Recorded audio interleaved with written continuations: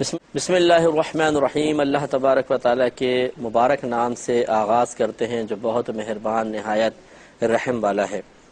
الحمدللہ، جیسے کہ آپ کو معلوم ہے کہ 67 حدیثیں 67 حدیثیں مکمل ہو چکی ہیں، اور 68ویں حدیث کے آغاز سے پہلے امام بخاری رحمۃ اللہ علیہ نے ایک باب قائم کیا، اور جس کا عنوان یہ ہے کہ علم قول اور عمل سے پہلے ہے، اور اس میں امام بخاری رحمۃ اللہ علیہ نے چند آیات اور چند احادیث کے ٹکڑے چھوٹے چھوٹے ذکر کیے ہیں، اور آپ کا مقصود علم کی فضیلت کا بیان ہے، علم کی اہمیت کا بیان ہے، اہل علم کی اہمیت کو بیان کرنا چاہتے ہیں تاکہ لوگوں کے ذہن میں اچھی طرح یہ بات بیٹھ جائے کہ جو امام بخاری رحمۃ اللہ علیہ کا دعویٰ ہے کہ علم قول اور عمل سے پہلے ہونا چاہیے،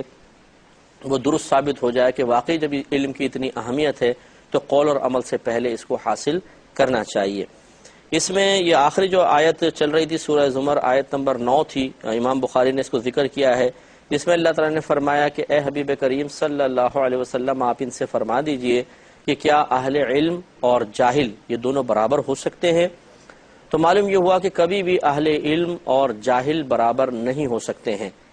صاحب علم شخص کا مقام بلند و بالا ہے، جیسے کہ آپ نے پچھلے پروگرام میں حدیث پاک بھی سماعت فرمائی تھی کہ علماء انبیاء علیہم السلام کے وارث ہوتے ہیں،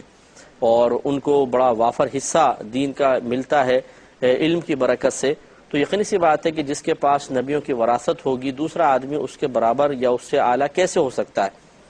تو اس سے ذرا وہ بھی بھائی اور بہن ذرا درس حاصل کریں کہ جو تھوڑی بہت معلومات حاصل کرنے کے بعد اپنے آپ کو اہل علم کے مقابل لا کے کھڑا کر دیتے ہیں،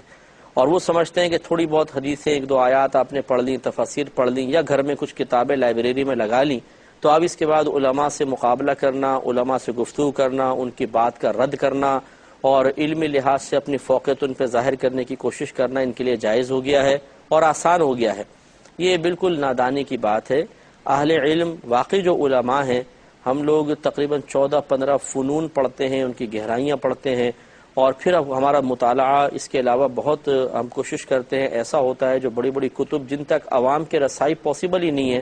اس لیے کہ وہ 40-40 50-50 جلدوں پر مشتمل عربی میں کتابیں ہیں، جن کو اردو میں کنورٹ کرنے کا مطلب یہ ہے کہ 70-80 جلدیں بن جائیں، تو وہ تو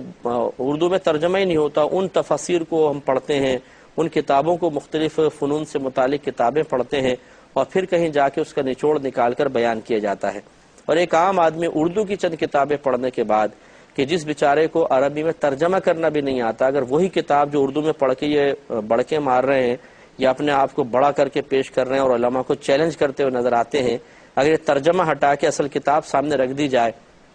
تو ان کو اپنی علمی حقارت کا آسانی سے احساس ہو سکتا ہے کہ یہ آپ کو تو ایک ترجمہ تک کرنا نہیں آتا، ایک لائن تک پڑھنی نہیں آتی ہے، آپ کو تو یہ بھی نہیں پتا کہ جس کتاب سے اردو پڑھ کر آپ اس وقت علماء کو چیلنج دے رہے ہیں وہ ترجمہ بھی درست کیا گیا ہے کہ نہیں کیا گیا۔ جب اتنا احساس و شعور بھی حاصل نہ ہو، اور پھر بڑے بڑے علماء کو چیلنج دینا، ان کے لیے نازیبہ کلمات کہنا، اور اپنے آپ کو چند چیزوں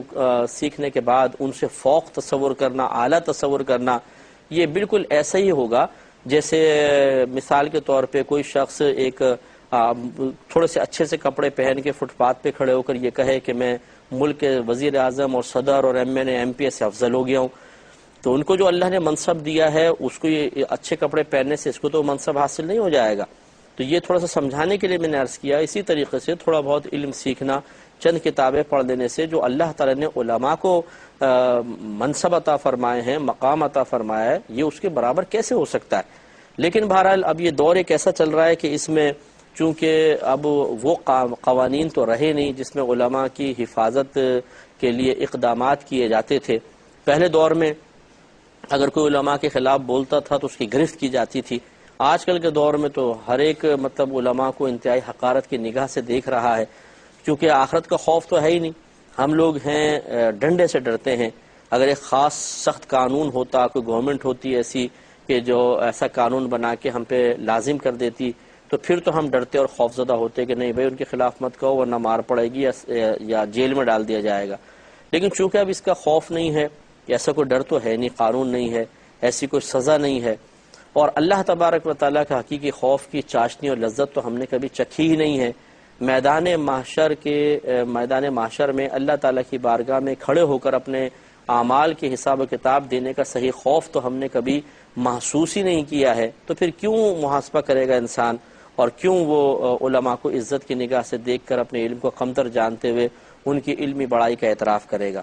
تو خلاصہ کلام یہ ہے کہ بہرحال اللہ تعالیٰ واضح فرما رہا ہے کہ اہل علم اور جاہل برابر نہیں ہو سکتے ہیں، اس لیے عوام کی خدمت میں ہماری مؤدبانہ گزارش ہے اور بڑی عاجزی کے ساتھ، کوئی علمی تکبر نہیں، کوئی علمی بڑاپن نہیں ہے، خدا نخواستہ ہم آپ کو حقیر نہیں سمجھ رہے، معمولی سمجھ کر نہیں عرض کر رہے، بلکہ صرف ایک بھائی کی حیثیت سے مشورہ دے رہے ہیں کہ جتنا اللہ تعالیٰ نے علماء کو علم دیا ہوتا ہے وہ اس کا آپ کو عشر عشیر بھی حاصل نہیں ہوتا۔ میں عوام سے مخاطب ہوں، اس لیے اللہ تعالیٰ کی بارگاہ میں چونکہ علم کے اعتبار سے انسان کا مقام و مرتبہ ہوتا ہے، اس لیے علماء کے وقار کو سمجھنے کی کوشش کریں اور ایسے جملے نہ کہیں کہ جو مطلب آپ کہہ کر میدان محشر میں اللہ تعالیٰ کی بارگاہ میں ان کا جواب دینے کے سلسلے میں سخت مشکل محسوس کریں۔ یہاں بڑے بڑے جملے کہہ دینا، تکبرانہ باتیں کر لینا آسان ہے، لیکن میدان محشر میں اس کا حساب و کتاب دینا بہت ہی مشکل ہے۔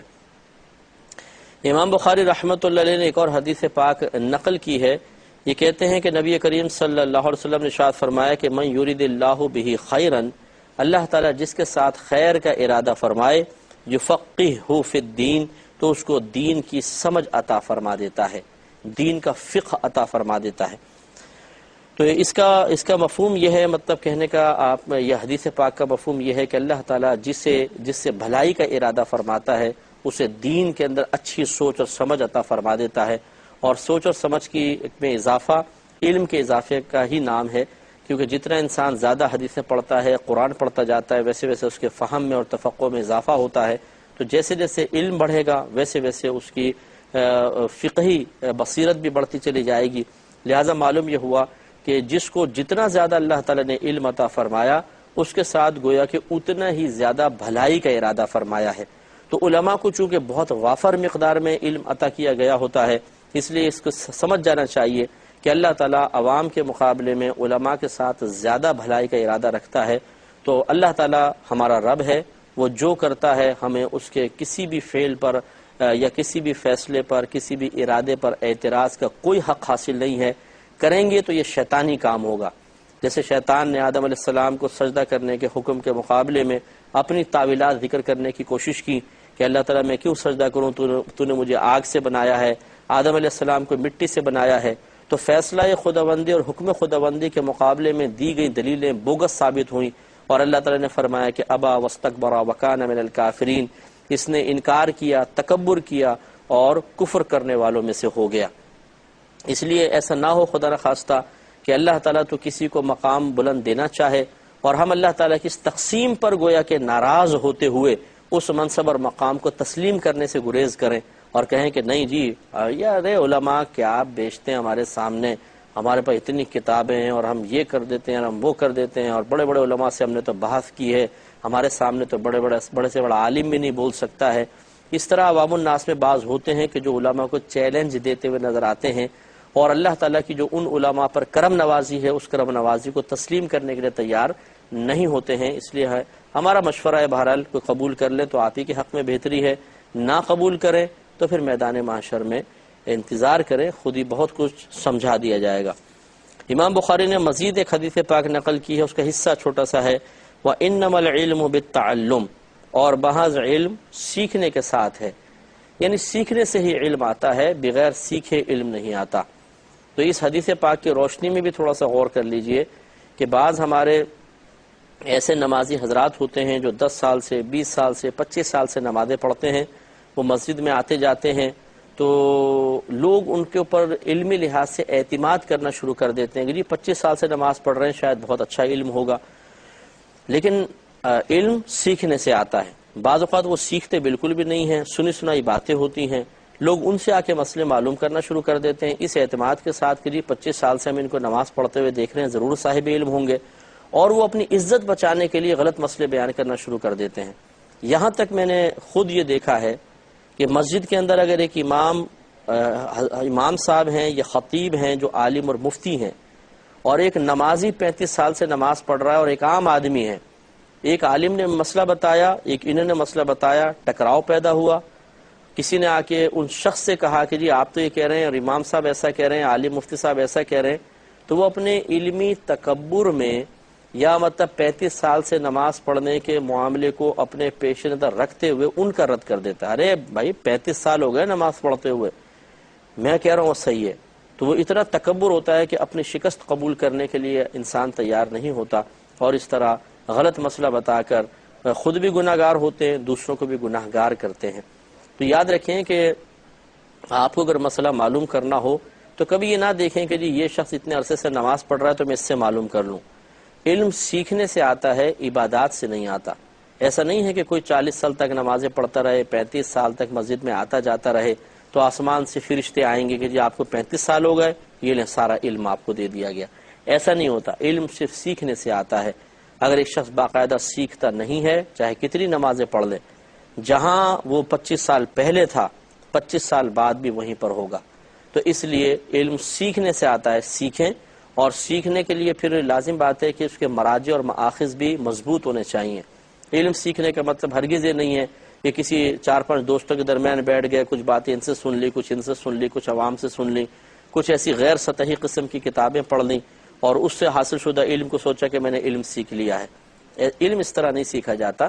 علم مستند ذرائع سے سیکھا جاتا ہے۔ آپ قرآن پڑھیں اور اس کی کوئی بہترین اچھی تفسیر پڑھیں، حدیث پڑھیں، اس کی شرح سماعت فرمائیں، اچھے مستند علماء کرام کی صحبت میں رہیں۔ اگر صحبت باقاعدہ آپ کو میسر نہیں ہو سکتی تو جیسے میڈیا میں پروگرام آتے ہیں اس کو غور سے سنیں، اس سے معلومات حاصل کریں، تو پھر آپ کو یقیناً اچھی معلومات بھی ملیں گی اور انشاءاللہ آپ کے لیے باعث بلندی درجات بھی ہوں گی۔ لیکن عوام الناس کی خدمت میں ہمیشہ ہم یہ گزارش کرتے ہی رہیں گے کہ علم آپ کتنا بھی سیکھ لیں، کبھی بھی علماء کو چیلنج مت دیجیے گا۔ ان کو اپنے یعنی اگر آپ زبان پہ نہ بھی لائے تو ذہن کے یا قلب کے کسی گوشے میں بھی یہ بات نہ آئے کہ میں اب ان سے مقابلہ کر سکتا ہوں، میرا علم زیادہ ہو گیا ہے اور علمی لحاظ سے اگر میں ان سے بحث کروں تو ان کو زیر کر سکتا ہوں، کیونکہ آپ کو نہیں معلوم کہ علماء کو اللہ نے کتنا مقام اور کتنا علم عطا فرمایا ہے۔ بعض اوقات ہم چھوٹا سا علم حاصل کر کے اس کو بہت وسیع علم تصور کر رہے ہوتے ہیں اور دل میں سامنے والے کو چیلنج گویا کہ دے رہے ہوتے ہیں اور اپنے بارے میں غور کر کے سوچ رہے ہوتے ہیں کہ اب میں اس قابل ہو گیا ہوں کہ علماء سے بحث کر سکوں، لیکن حقیقت ایسی نہیں ہوتی ہے۔ ہم چونکہ اس فیلڈ کے لوگ ہیں، ہمیں پتہ ہے کہ علم میں کتنی پیچیدگیاں ہوتی ہیں جو باقاعدہ ایک مستند استاد کی صحبت میں کافی عرصے تک رہنے کے بعد ہی حل ہو سکتی ہیں، وہ بھی جو اپنی فیلڈ کا ماہر استاد ہو۔ عام عوام کتابیں پڑھ کے کبھی بھی علماء کے مقابل کھڑی نہیں ہو سکتی ہے۔ تو اس لیے تھوڑے بہت مسائل پڑھنے کے بعد، ان کے بیان کے بعد یہ سمجھنا کہ شاید اب علماء کو ہم چیلنج کر سکتے ہیں، یہ انتہائی بے وقوفی کی بات ہے۔ ایک اور یہ حدیث ذکر کیا ہے، یہ حضرت ابو ذر غفاری رضی اللہ تعالیٰ عنہ کا اصل میں قول ہے جو یہاں ذکر کیا علم کی فضیلت کے سلسلے میں۔ امام بخاری ایک فرماتے ہیں کہ حضرت ابو ذر غفاری رضی اللہ تعالیٰ عنہ نے فرمایا، اگر تم اس پر تلوار رکھ دو، اور آپ نے پھر اپنی گدی کی طرف اشارہ کیا، یعنی اس پر اگر تلوار رکھ دو، پھر مجھے یہ گمان ہو کہ تمہارے گدی پر وار کرنے سے پہلے میں وہ بات کہہ سکتا ہوں جس کو میں نے نبی کریم صلی اللہ علیہ وسلم سے سنا ہے، تو میں اس بات کو ضرور کہوں گا۔ تو یہ بھی ایک حدیث اس سے معلوم ہوا کہ دیکھیں ہمارے صحابہ کرام عالم و رضوان علم کو عام کرنے کے سلسلے میں، علم کی بات کو کہنے کے سلسلے میں ہمیشہ کوشاں رہتے تھے، حتیٰ کہ ان کا جذبہ دیکھیں کہ اگر تم میری گردن بھی اڑا دو تب بھی میں علم کی بات کہنے سے نہیں رکوں گا۔ اس سے علم کی خدمت کا جذبہ بھی ظاہر ہوتا ہے کہ کس قدر صحابہ کرام میں علم سکھانے کا جذبہ ہوا کرتا تھا۔ ایک ہماری صورتحال ہے کہ ہم علم حاصل کرنے کے بعد بعض اوقات تو صرف اس لیے اسے اپنے پاس محفوظ رکھتے ہیں کہ کسی اور کو دے دیں گے تو وہ بھی ہمارے برابر آ کے کھڑا ہو جائے گا۔ علمی فوقیت ہماری ہی ظاہر ہونی چاہیے،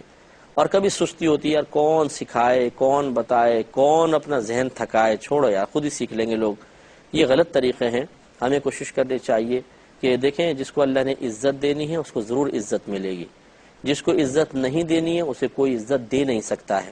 تو یہ سوچنا کہ اگر میں لوگوں کو علم سکھا دوں گا کل یہ میرے برابر کھڑے ہو جائیں گے تو ان کا برابر آ کے کھڑا ہونا میرے زوال عزت کا سبب بن جائے گا، بے وقوفی کی بات ہے۔ اگر اللہ نے آپ کو عزت دینی ہے تو اور عزت ملے گی، اس کو عزت دینی ہے تو آپ اس کو روک نہیں سکتے ہیں۔ تو کیوں پھر ہم یہ ایسا معاملہ کریں کہ علم روک کر یہ کوشش کریں کہ دوسرا نیچے رہے اور مجھے عزت حاصل ہوتی رہے، تو گویا کہ یہ کوشش کے باوجود حقیقتاً آپ اپنی کوشش سے عزت حاصل نہیں کر رہے، وہ تو اللہ کی تقسیم ہے۔ تو پھر ایسے چیپ حرکت نہ کی جائے، ایسی گھٹیا اور گری ہوئی حرکت نہ کی جائے کہ جس کی بنا پر آخرت میں شرمندگی اٹھانی پڑے اور ہم علم کو روک کر کتمان علم کے گناہ کے مرتکب ہو جائیں، کیونکہ نبی کریم صلی اللہ علیہ وسلم نے ارشاد فرمایا کہ جس نے کسی سے علم کی کوئی بات چھپائی تو وہ بروز قیامت ایسے آئے گا کہ اس کے منہ میں آگ کی لگام ہوگی۔ یعنی فاسد نیت کے ساتھ علم روک لینا، اچھی مصلحت کے تحت کوئی روک لے وہ ایک الگ بات ہے، تو اس لیے فاسد خیال، فاسد ارادے کے تحت بالکل علم نہیں روکنا چاہیے، لوگوں کو سکھانا چاہیے۔ اس کے بعد آپ نے مزید ایک حضرت ابن عباس رضی اللہ تعالی عنہ کا قول ذکر کیا جو اصل میں آیت ہے، کہتے ہیں وقال ابن عباس، ابن عباس رضی اللہ تعالی عنہ نے فرمایا کونوا ربانیین، یا آل عمران کی آیت نمبر 79 ہے کہ تم ربانیین ہو جاؤ۔ پھر خود امام بخاری رحمۃ اللہ علیہ نے ربانیین کی وضاحت کرتے ہوئے فرمایا کہ حکماء فقہا، اس سے مراد وہ حکیم حضرات ہیں جو صاحب حکمت ہوتے ہیں اور فقہا ہیں۔ انشاءاللہ مزید اس پہ تبصرہ ہوگا نیکسٹ پروگرام میں۔ وآخر دعوانا ان الحمدللہ رب العالمین۔